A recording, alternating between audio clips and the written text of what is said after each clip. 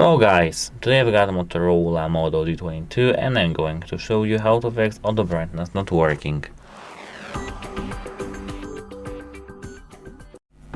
So, at first you need to open the settings. Here, open the display settings right here, and here we've got adaptive brightness. You can disable it and enable it back again. So, as I said, toggle it off and toggle it back on. If it doesn't work still, prepare yourself a cloth. It has to be soft cloth, dry. Of course, if you want to use some liquid, you can use isopropyl alcohol or ethyl alcohol and clean here the ambient light sensor.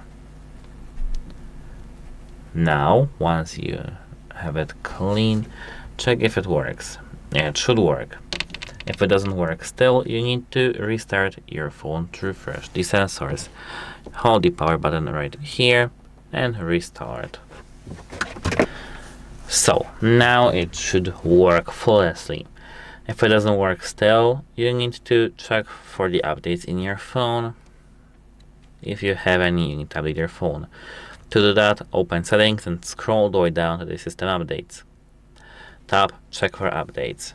Now if you've got any updates, you need to update your phone because you may have any fixes like bug fixes or something like that in the software update.